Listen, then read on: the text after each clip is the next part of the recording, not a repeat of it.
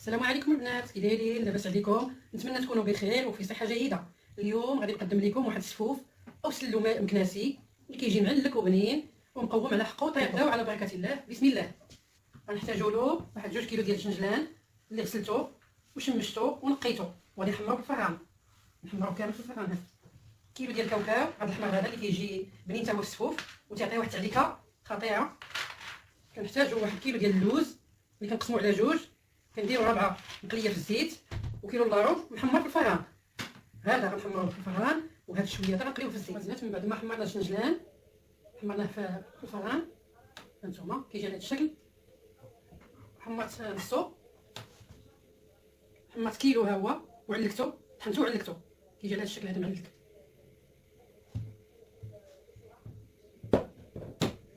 النصف الاخر هزينا واحد 4 من الجنجلان، ها هي هرمشناها 4 جنجلان هرمشوا من داك الجنجلان اللي حمرناه وحتى خليتها هكا صحيحه. 4 جنجلان خليتها هكا صحيحه، زلافه على قياس زلافه.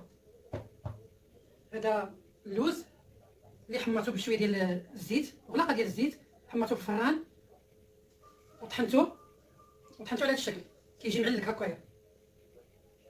ديك راه عليه زيت منه، هذه قليتها في الزيت فسختها فسختو. من بعد ما درتو في الماء سخون وفسختو وقليتو في زيت بارد، ها هو هرمشتو هكايا. هذا اللوز مقلي في الزيت مهرمش. هذا كاوكاو من بعد ما حمرته قسمتو على جوج، واحد نص هرمشتو هكايا محمر في الفران، نص هرمشتو والما تباقي علكتو، نص الاخر علكتو هذا الشكل. هذا كيجي على هذا الشكل هانتوما البنات، كيجي معلك. هذا كاوكاو نص هرمشتو ونص الاخر علكتو. كاين هنايا نص كيلو ديال السكر كلاصي، كاين هنايا معلقه صغيره ديال المسكه الحره مدقوقه مع شويه ديال السكر سنيده. المسكه الحره هذه معلقه صغيره. بالنسبه لهذه كوزه محكوكه ومغربله، كوزه ديناها في النهاز اولا حكيها في الحكاكه ديال المطيشه مدقوقه ومغربله. وعندنا هنايا معلقه صغيره ديال الملح، قيس هذا الملح هكا على قياس الملحه. هذه المليحه معلقه صغيره نقصوا منها شويه، نص معلقه. عندنا هنايا قرفه، 3 ديال المعالق ديال القرفه، 3 المعالق ديال القرفه مطحونه حتى هي ومغربله. عندنا هنايا معلقه ديال النافع البستاني اللي تا هو مطحون ومغربل.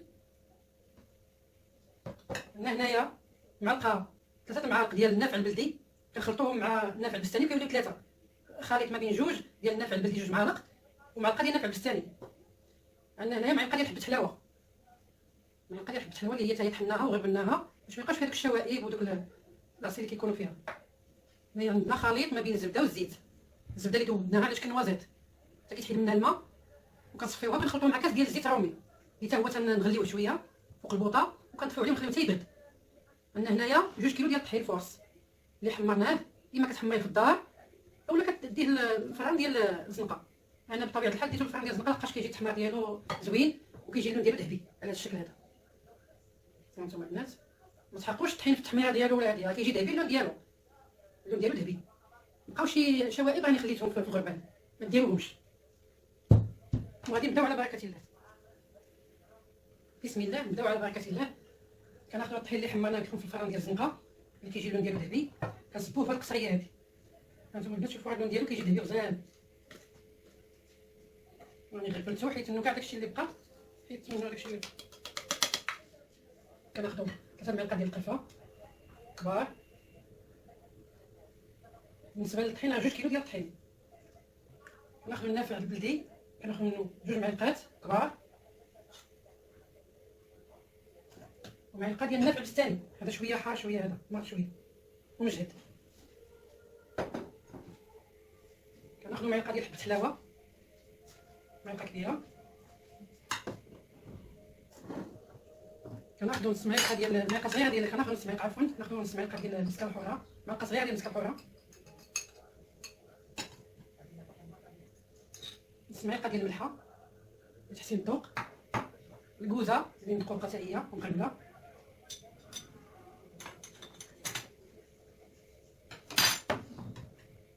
كنبداو كنديرو الجنجلان اللي حمرت وعلكتو، اللي حمرتو وعلكتو بهذا الشكل هذا، تا هو كنديرو كنخلطو كلشي.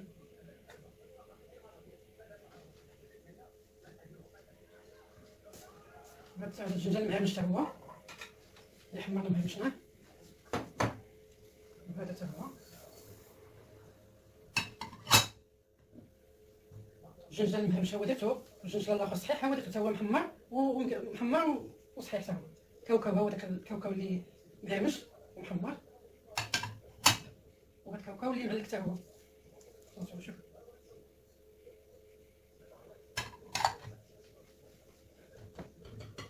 نديرو هاد اللوز اللي محمر في معلقه ديال الزيت محمر في الفران وطحناه وعلكناه، كيجي على هاد الشكل هذا، حتى هو كنديرو مع الطحين هكا.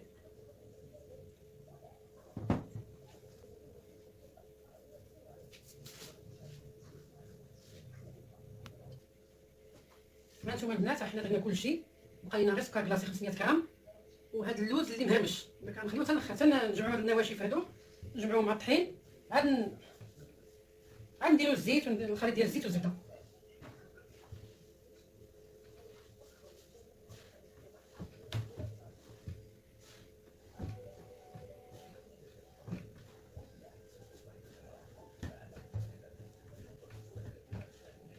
هاد القصيه بنات واقيلا جاتني صغيره، انا غنبدلها في البانيو ان شاء الله، هو اللي كيعطينا الطوع باش ندلكو هاد العجينه هادي.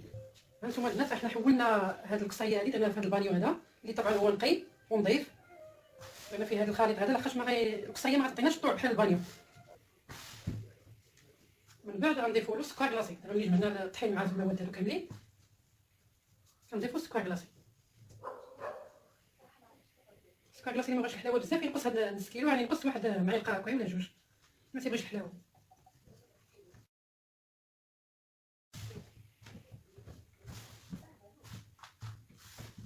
نبقاو ندلكو حتى كيدخلوا جميع العناصر في هاد الطحين هذا.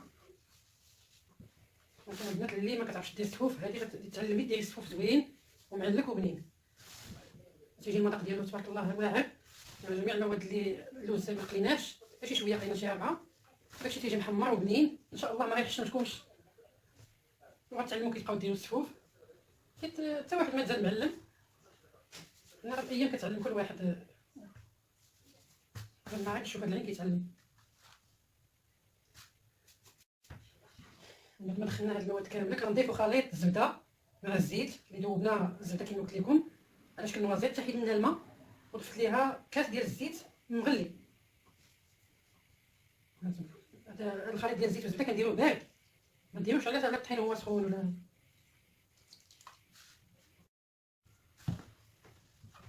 نديرو واحد شويه عاد من بعد خصنا نزيدو الزيت ونزيدو هاد الخليط ديال الزيت والزبده، نديركم مزيان كنطيوها الخاطر وكنعطيوها الكف هكا، كنديركم مزيان.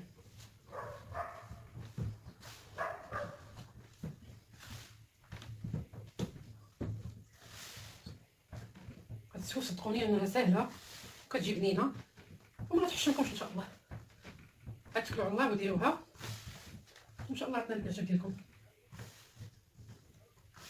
اللي بغا يدير المقادير قليله على حسب كيلو ينقص من المقادير، بحال دابا يدير كيلو ديال الطحين، كيلو ديال الجنجلان، نص كيلو ديال اللوز، كل واحد على قدر المستطاع ديالو. كنعطيوها الخاطر وكندلكوها بيدينا حتى كتولي تطلق الزيت راسها. من بعد كنضيفو لها هاد اللوز مهرمش وكنبقاو ندلكو.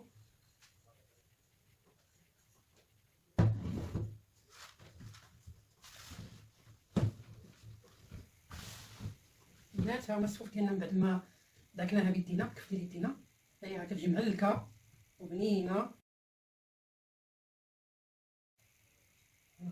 هادي كتجي وكتجي معلكه وبنينه بزاف. هاد الطبق اللي زوقت به انايا، هانتوما الا بغيتو تزوقوا نتوما شي زواقه اخرى زوقوا لكم الاختيار. ها الزواقه ديالي ها هي،